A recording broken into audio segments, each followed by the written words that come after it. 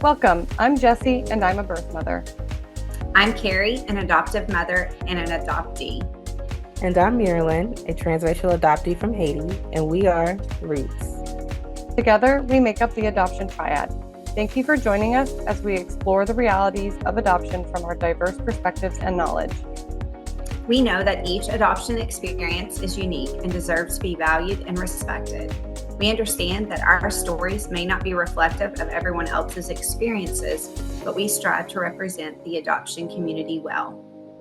Please note that in this series, we will delve into thought-provoking topics that may challenge your perspectives, but we encourage you to listen with an open mind and desire to learn. So pull up a seat and let's talk.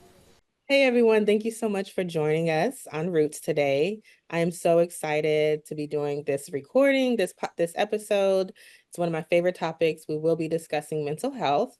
But before we dive in, I'd like to introduce to you my coworkers. So Carrie Segrist, can you introduce yourself?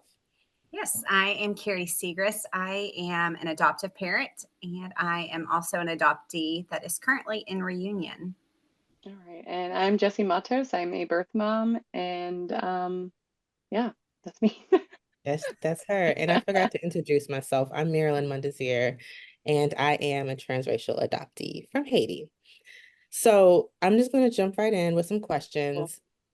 First of all, we're talking about mental health because we are in the throes of National Adoption Awareness Month, and mental health is definitely something that's at the forefront of all the conversations.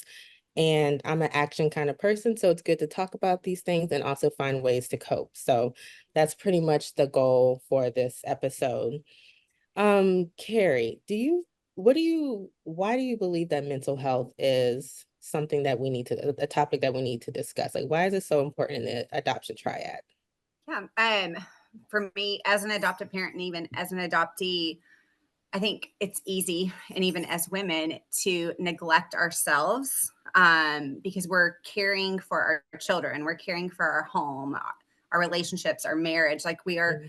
always so busy giving of ourselves to others that it's easy for us to neglect ourselves as a woman, as a mother, as a spouse, as a sister.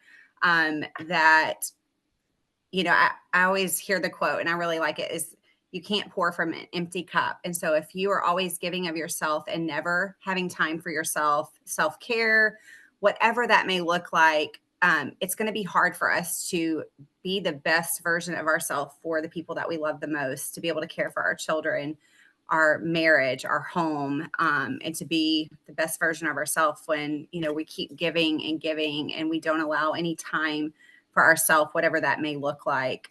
Mm-hmm. No, that's such a good point. What about you, Jessie?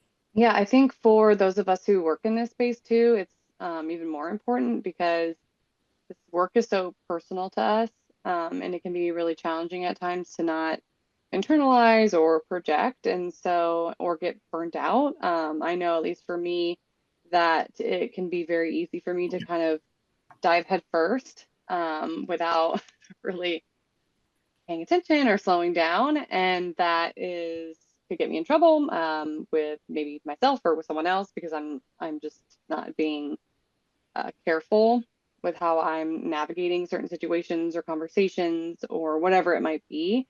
And I want to be able to do this work well. And so I think it's really important that we do pace ourselves and that we do really pay attention to how we're feeling and how we're engaging and to what level, because if we want longevity in this, we've got to, you know, take it in stride. Like this is a marathon, not a sprint. And I always have to remember that doing this work is like one day at a time. Like this Right. work is really important and I've got to take care of myself in the process.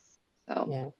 No, those are both excellent points. One of the things I really love about this organization is that we're really big on mental health. I know when I first applied for this job and I was able to talk to Carrie, our executive director, one of the things is like she talks about how we have to being so personally tied to this position and being, working day in and day out, how we have to take a break and not go full throttle all the time, and how they really support us in our mental health and making sure that we take time out and break. And I'm not gonna lie, I was a little naive at first because I was like, oh, it'll be fine, like because I live and breathe this, but Right. at the same time, I find myself like going, okay, like this is a lot because it is so personal, so Yeah. Yeah. personal.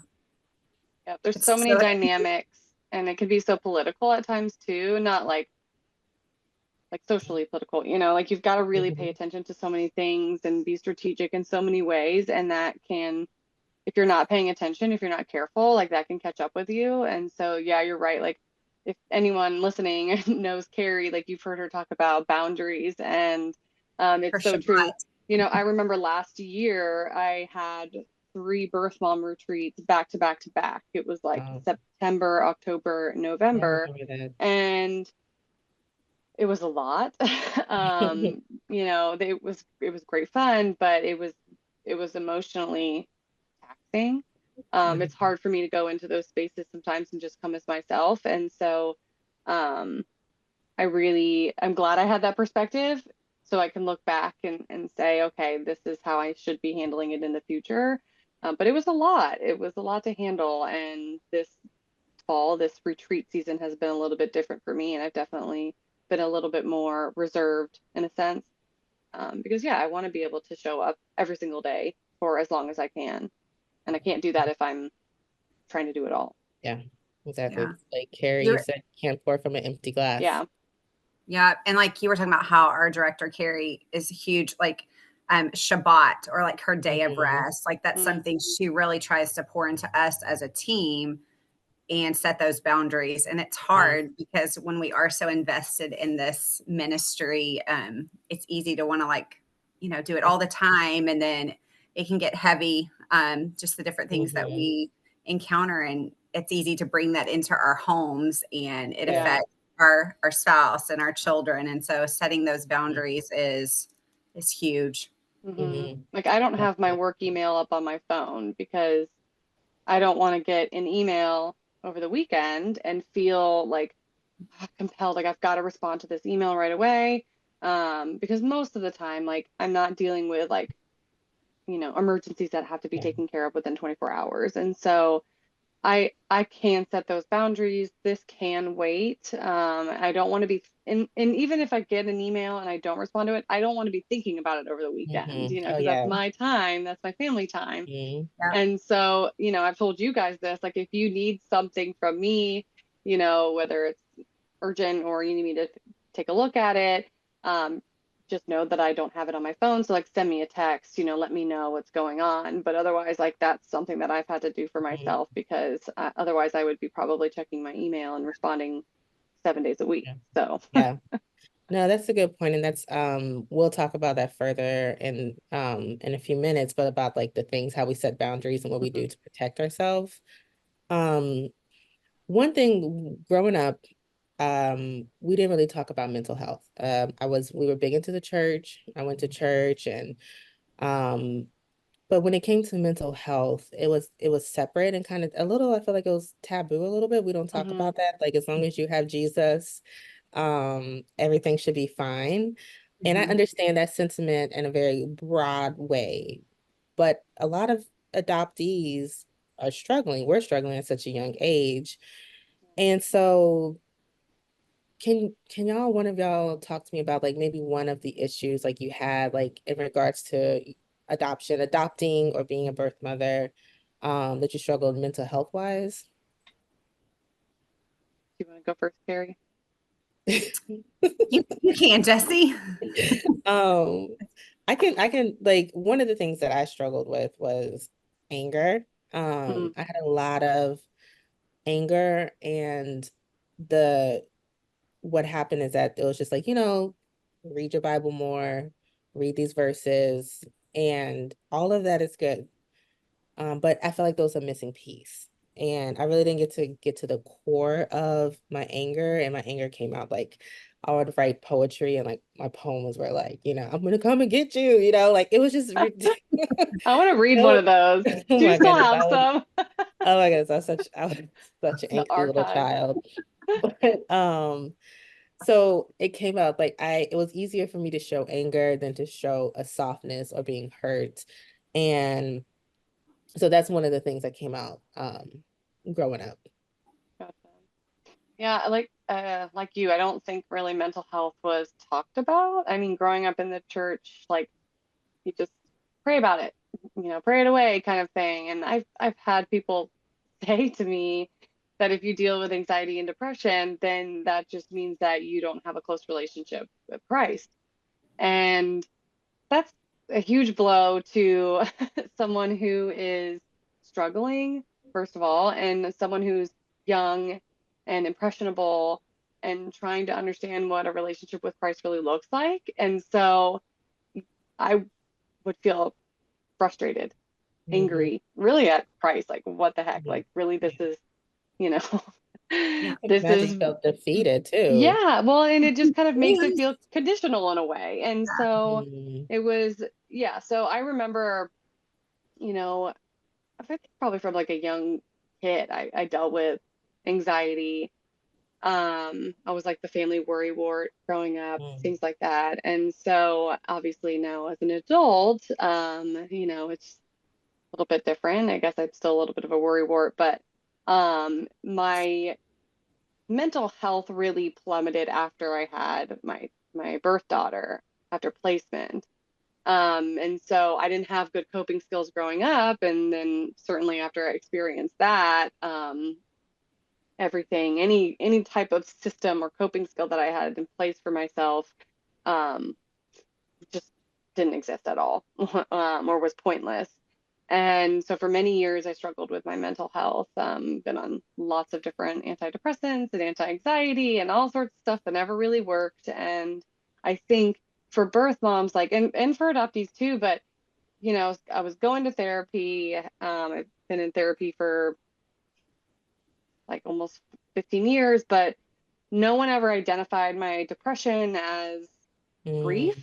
And so Mhm. they were trying to treat the symptoms without treating the root cause. And no one had told me that adoption was trauma.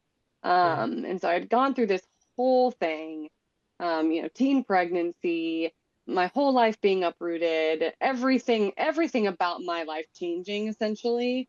And no one told me it was traumatic. And I know that that sounds silly. Like when you look back, it's like, duh, of course that's traumatic. But our brain does such a good job at protecting us and convincing us that what we're Mhm. experiencing isn't as bad. And Oh yeah.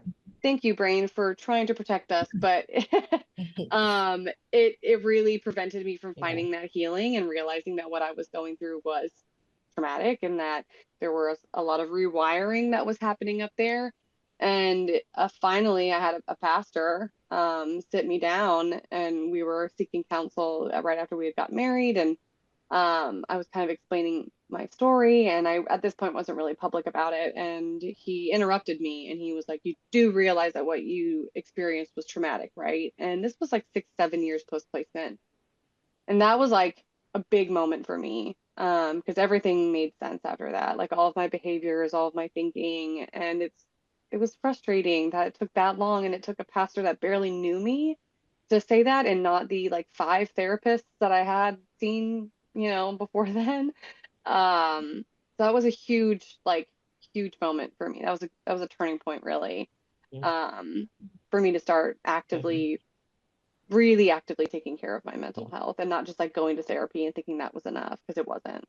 Right. And I can imagine, like, I know I tend to punish myself for decisions that I've made. And maybe correct me if I'm wrong, Jesse, but there's this stigma. And so I wonder if you struggled with with this, like, I can't grieve, I can't feel sorry for myself because I chose this. Right. And Mm-hmm. so it just seems like that would be another layer on top of you acknowledging that this is trauma, because well, if I chose this, how can this be trauma? How can this be all of these things when I made this decision? Yeah, absolutely. Because when you think of trauma, like people are like war veterans, or kids who've Mhm. been abused, things like that. And so it always seems like it's something that happens like to you, Right, not something that you did. like Yes, an exactly. unexpected, like extreme event that happens Mhm. to you, not this like buildup of an event, really. And so, it wasn't just my placement that's traumatic. My pregnancy was traumatic. And so in a sense, my pregnancy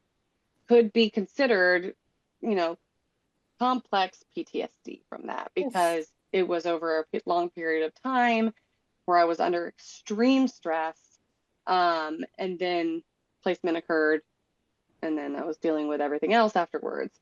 So absolutely, just that denial of I have to be strong. But in addition to that, when I did find out I was pregnant and having to navigate that with my family and my friends, like I felt so responsible for everyone else's emotions that it was easier for me to suppress my own, because I didn't want anyone to worry about me, because they were already worried about me. And so if I showed that I was struggling, I didn't want people to worry about me. Yeah. Right. Because And I that's wanted them to take care of themselves. I felt so guilty and I felt so bad for dragging other people into the mess that I had created, and wanted to be just as easy going as possible and unproblematic, because I already felt like a problem. And so there was a lot of minimizing there, and a lot of justifying, and a lot of denial, because it was too much for me to handle. right.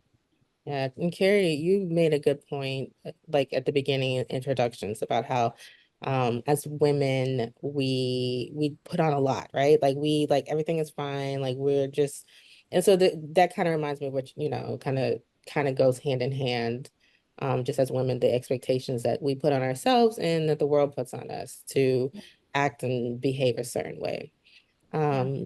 So what do you think, Carrie? Yeah, there was one thing Jesse was talking about, like therapy.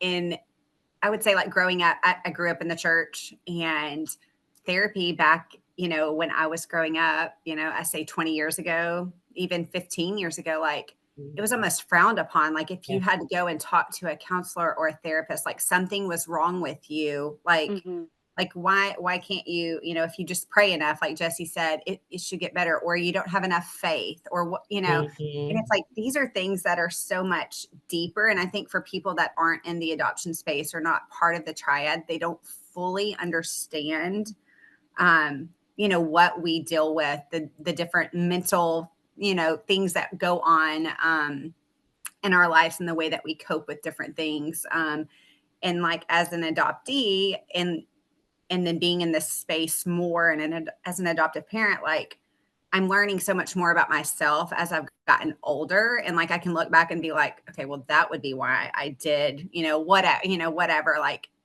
I'm learning more about myself, and just being in this space gives me the opportunity to learn more from others that are walking this, similar journeys, and hearing from other birth mothers and other adoptees and adoptive parents. But I just think the stigma that surrounds like therapy, like, well, you shouldn't need therapy if you have Jesus. I'm like, well, you can have both. We need both. Right, you can have both. You can't, yeah. So I think that's something too, just the shame, like if you're strong in your faith and you still need to go and talk to a professional, that's okay. Like that is an option. Like don't feel like you've not done your part. It's just another added support to help you on your journey to be the best version of yourself. Right. I tend to find like I've been in therapy for several years now as well. And for me, I've always been like, if I looked at a Bible verse, it would say, love your neighbor as yourself, or, something. And I need things that are applicable. So I find that therapy gives me those steps. So for instance, I need to know the verse that I'm reading. How can I apply that when my husband is ticking me off for the 18th time and I want to go crazy? Like I need to know, okay, you know what? Maybe, okay, let's step back. And so my therapist is able to do that for me. And I'm still able to have a firm foundation, and have faith, but I need somebody to dumb it down for me and say, girl, you cannot say that to your husband. Okay. Like if you want to stay married, don't say that. And A different so, perspective, like yes, we're in the heat of the moment and whatever we're dealing with, and it's like they're kind of level-headed, and they can just walk you off the ledge and help you. exactly. Right. Exactly.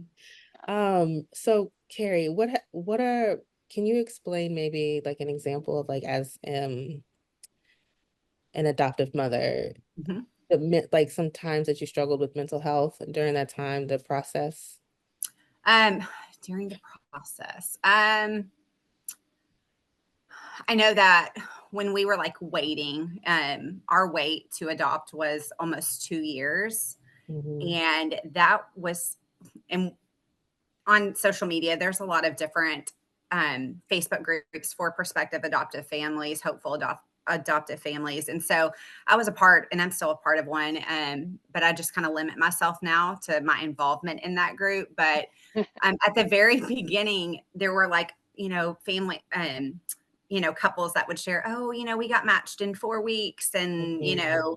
just all these, stories. And I was like, oh, well, it should be easy for us to get matched, like we've got a beautiful family and I'm adopted. And like, you feel like you have all these things going for you. And, as we got in further into the journey and just being at the place where we were able to have our profile shown to expectant mothers, the waiting just kept getting longer and longer, and we did match, and then we had a disruption. And so that was kind of like a hit. And I really, like, God just reminded me that throughout the journey, like, God saw the desires of our heart to grow and through adoption, or use adoption as a tool to add to our family. But that God wasn't just looking at the desires of our heart, but he was looking at the life of that child and what is going to be best for that child, for that expectant mother and birth family. So that, I knew whenever the time, like I'm a believer in just whenever the time is right, like it's going to work out however it's supposed to work out. And I just had to enjoy the journey. There was times that was not very enjoyable. It was very discouraging when you would have your profile shown and, she selected another family, and it just, hit after hit. And, eventually I was just like, okay, like me stressing about this, and like, I can't do, the only thing I can do is put my yes on the table. And whenever whenever the time is right, that, it will happen. And just to keep the faith and just keep, living my life. Like we couldn't stop our life, to wait for a child to join our family or to be selected by an expectant mother. And so, but I was discouraged. I mean, we showed our profile over 170 times and to be told no. Wow. Like that is a lot. And I'm like, what's Yeah. wrong? Like, what is wrong with us? But then I'm just Mm. like, we do have to, like, there was just so many other, so many things that it got I was discouraged. But then it's like, I look now and I'm like, God knew all along, like God knew all along. I mean, he sees ahead, he sees the future, and he knows what's best. And so like during that time, I really kind of stayed off those Facebook groups because they're helpful, but Mhm. they can be very A discouraging. dumpster fire. Yeah, it's easy to like get, to be reading this and be like, well, how'd Mm. they get matched so quick? Yeah. Like, what's wrong with me? And I would just, the comparison game. And Yeah. Mhm. I had to like limit myself on, certain things. And even just like telling people things because people would ask, like, how's it going? How, and Mhm. just, kind of be quieter about the journey. And just let it, play out however, it did. But I don't know You if It's know, that answers interesting. the question or not, but It's interesting to me that you guys still dealt with those feelings, not coming to adoption through infertility. I feel Mhm. like we see a lot of that, more of that from Mhm. families or couples who are pursuing adoption because of infertility. And there's that competition between adoptive parents that we've talked about before, and how, like, yeah, you're in competition with one another, so you're not even pursuing community and trying to heal there. Mhm. And 170 times, that's a lot of times. And I'm sure that you can also understand, like, I saw this quote where it was like, anytime a mom doesn't place her child for adoption, or anytime a mom doesn't choose you, Mhm. is a good thing, kind of thing. Because obviously, like, we don't want moms to place their Right. children. Like, that is not what we're in the business Right. of. And, Right. like, and so, but I imagine after a while, like, it can be hard to keep that keep that Perspective. perspective in mind. Mhm. Especially when you've seeing all these other things come at you on social media. And I know we've talked about that too. And that's like another boundary is like, what are you doing on social media, especially with National Adoption Awareness Month? So many people come out of the woodwork, so many organizations and individuals start just pumping out adoption education, which is fantastic, but you're going to run into the scenarios where you're not going to agree with what someone is saying, or someone is going to be saying like, I mean, there's so much bad information. I'm in some of those Facebook groups too, and I've tried really hard to not join some of these Facebook groups to protect my own mental health, because Right. I don't need to be, you know, like emotionally so like much. aroused Yeah. all the time. And Yeah. so, yeah, it gets really challenging to just like hold your tongue. Like you really have to make a conscious effort not to comment and like Right. just roll your eyes, because it's just not worth it. There's so many people on the internet that like don't want to hear your advice. They don't want to be corrected. Who likes to be corrected anyway? But I like love it. even in the birth mom Facebook groups, like there's a few that I think are really well moderated, but there's also a lot that are like really spicy, very unhealthy in my Right. opinion. And I'll see new moms who are really excited about their journey, and they're developing a beautiful relationship with the adoptive family, and they go to share in these posts or these groups about a recent visit, and then someone will comment saying like, well, good luck, hope it lasts, like most Yeah. likely they're going to drop you in 3 years. And it's like, well, Yeah. that's not constructive. Like that doesn't help Right. this mom who's trying to navigate this relationship. Like social media can be so dangerous, and that is a huge, you It- know, It's that's a huge easy. influence on our mental health. Right. And it's like easy for those people to hide behind a computer screen or a keypad, you know, and not bully, but you also see that they're not fully healed in their journey. Like there is Right. something internal, like there's something that they're dealing with. And maybe that's their way of trying to process that, or really a cry for help. Like I need, you know, I need help. Yeah. Before we like wrap it up and go, I actually did have a follow-up question for you, Carrie. So I'm curious, like what she's like, oh no. After hearing like 100, you said 170 no's, I right? lost count. Yes. Yeah, just so many no's. And then you get to that place of you have your child, right? Was there a healing? Did you need to heal after that? Like after, like for an adoptive mom or adoptive parents who go through that, who have to endure all of those no's and setbacks and all that stuff, once the placement is done, is there a calm? Is there a peace? Like, does that make sense? I think like after placement and realizing, like looking back, like all of those no's set us up for, I think, where God wanted us, and to be able to not just love on our son, but to love on his family. Like I'm just a huge, I know that God orchestrates our steps, and there's a reason. There's a reason for all those no's. And like, I can't imagine not being able to love on our son and to love on his mom. And just hopefully and hearing from her, you know, that she knew just by looking, you know, and I think that brings like all of those no's led us to this blended family in a sense. I mean, to be able to not only love him, but to love her and his birth father. Birth mother. Yeah, birth mother, his mom, and yeah, both, you know, all of them. Yeah.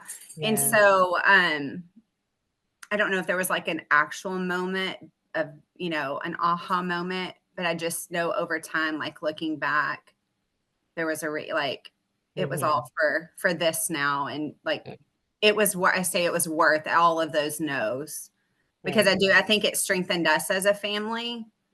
And in our faith, just, and I think and it encourages other, you know, other adoptive parents when they're discouraged because they've not had you know, they've not been matched or whatever. I'm like, promise you, like you'll make it on the other side. Like exactly. it's, you know, so I think just being able to help others and encourage them that the time will come. And like Jesse said, you know, and even working in this space and working with expectant mothers, like I do, like our job is not to, you know, find babies for families. Like that is, you know, we want them to parent. We want to keep families together. And we know in some circumstances that is not how it turns out.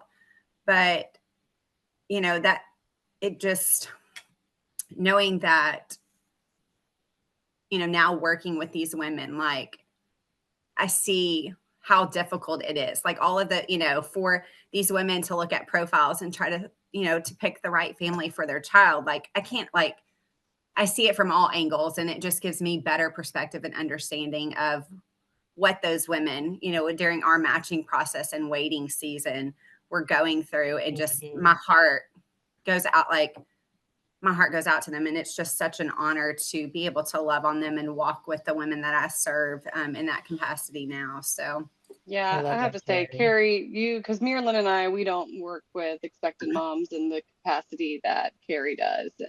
But I, being a birth mom and having gone through this process, I have a pregnancy counselor who was, great. She's a friend of mine now. But things are very different nowadays.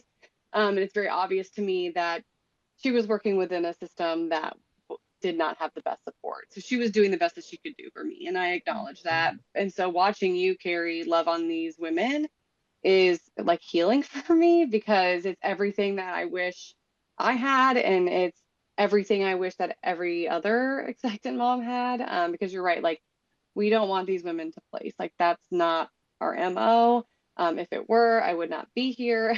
I know that we've talked about this too, like being adoptees and birth moms in this space, like we go back and forth between like, are we part of the problem? Are we part of the solution? And in my opinion, if we are not like, if we are not taking jobs and taking up space in this, industry, then I don't think we're doing enough. I would love to see more adoptees and more birth moms get involved to create the change from within, because no one's going to listen to us when we're, outside on the sidewalk yelling at everyone. And we've got to be developing these relationships and really understanding like how this stuff works in order to create the change that we want to see and the change that we know is right. And so being able to watch you and like, I mean, it's incredible. We're here to support these women. We're here to provide them with information and help them, make the best decision for themselves and for their child. And it is hard. I don't think I could, be as involved as you are, Carrie, because it's, kind of a little bit too close to home for me. But, thank you from me and I'm sure a lot of other birth moms, because it really is quite impressive to see the level of care and love that you give these moms. And I've seen you, I've heard you, talk to these moms, and like, this, you don't have to make this decision. This is not a reason to place your baby. Yeah. And the fact that you can say that to them is amazing. So yeah, I mean, it's mental health can get so challenging working in this space, because we also get like negative feedback from people. I know that Lynn, you've dealt with it. I've dealt with it. Gary, I'm sure you have, where people are like blaming us as being part of the problem when they have no clue really what we're doing over here. And I could either exhaust myself trying to explain it, or just say, you know what, this person doesn't want to be convinced. I can't, there's nothing I can do. They are going to stand firm on this opinion, and that's their opinion. And, I hope that maybe one day they see that we are really trying to do something different here. But there's so many other birth moms I know that work in the space who feel the same exact way, but no one's talking about it. Everyone just tiptoes around it, because we're too afraid to speak up, because people like, come on, like, we need your support. We need your support to do this work. And that goes into like the next point of like how to be proactive. Like, how can we be like, with all this information that we're talking about, how can we be proactive? And I've definitely had pushback from people questioning me. And all I know is that representation matters. Representation matters in every single aspect. And if we want change, if we want things to move, if we want to see, the world like the way we want to see it, you have to get in there. Okay. And so what I've been learning is that people are going to have their opinions. So people are going to have their thoughts. One, if you're not in there doing it, then with all love and due respect, that doesn't, your opinion doesn't matter. Okay. Right. And then two, I'm doing the best I can. I know my platform is for adoptees. I know, and I want adoptees to feel whole. I want them to feel supported. And so that also trickles into helping and coaching adoptive parents or prospective adoptive Mm-hmm. parents. And the beautiful thing about this job that I absolutely love, one of the things that I don't know if we'll be able to replicate somewhere else, is that all of us are represented. Mm-hmm. And I'm healing my mother womb by listening to you, Jesse. Mm. I'm healing my mother womb by listening to you, Carrie, and understanding the struggles that my adoptive mom went through and seeing things through a different lens. And so that is to me we are being proactive. It may not Yeah. be the way that people want us to do it, but I know at the end of the day, if, my Lord and Savior comes, is like, did you do the best that you could with what you knew? Yeah. Yes, Yeah. absolutely, 100%. Yeah. Yeah. I I think, agree. Go ahead, yeah. Carrie. And sharing our stories, like, I mean, we all have a different story. We all have different testimonies. Like, being brave to share your story, because it may not, reach the masses, maybe just a handful of people can relate to that, or that story touches them. But even if it's just one person, like, we're still making a difference by sharing. Mm-hmm. Yep. And Yeah. that's how it starts. I mean, that it just takes one person, like, I mean, and it just trickles down. And so, um, the quote that, it says, be the change that you want to see in the world. And Yeah. so it has to start. I mean, and why can't it start with us? Right. And it is, yeah. And we, like, it's like you're saying, like, we had to reach across the aisle. That, so Yeah. Jesse, do you have any last words? No, I was just going to echo like what you were saying, like being in relationship with other adoptees and even adopted moms has been really crucial to my own adoption story and my own journey, because I don't think I would handle my adoption the same way if I didn't have y'all's perspectives. And so for any birth mother who might be listening, like engaging in adoptee stories and building those relationships, like I mean, it's invaluable. And the relationships that I have and the friendships that I have in this community have done far more for my mental health than years of talk therapy ever could.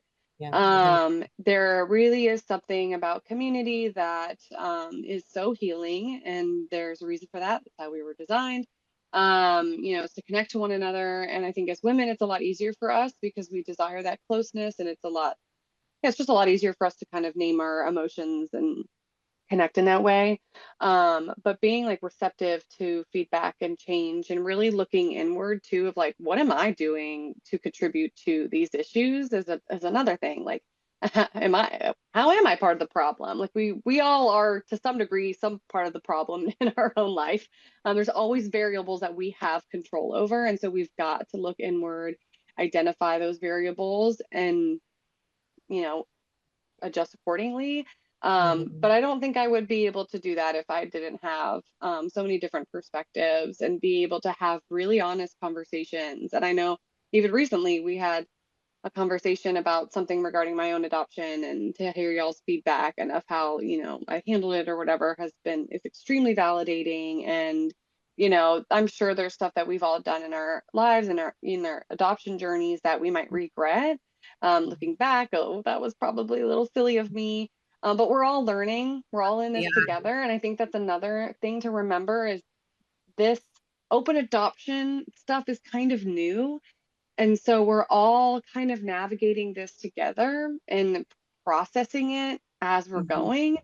And so we can't do this alone because of that. We've got to really rely and support one another. And if you are not surrounding yourself with supportive people, if you are not in support groups that are supportive, whether that's in-person support groups or on Facebook, Facebook groups, we have what some. does your Facebook, Instagram feed look like? Are Yeah. you engaging in really like inflammatory conversations? Like, probably not constructive. Like, really look at what you're doing and figure out, like, how does this make me feel, and like, what is that uh if it doesn't bring you joy, what was her name, Marie Kondo or something. Like, If it it's is, kind of how yeah, if I it, Yeah, something Yeah. like that. Like, if it doesn't bring you joy, like, get rid of it. And while I know Yeah. we can't apply that to like everything in Yeah. our lives, I think like when it comes to our own personal social media and Mhm. environment and community, like we've got to be careful. That doesn't mean we're Right. not going to be, we shouldn't challenge ourselves because we absolutely should.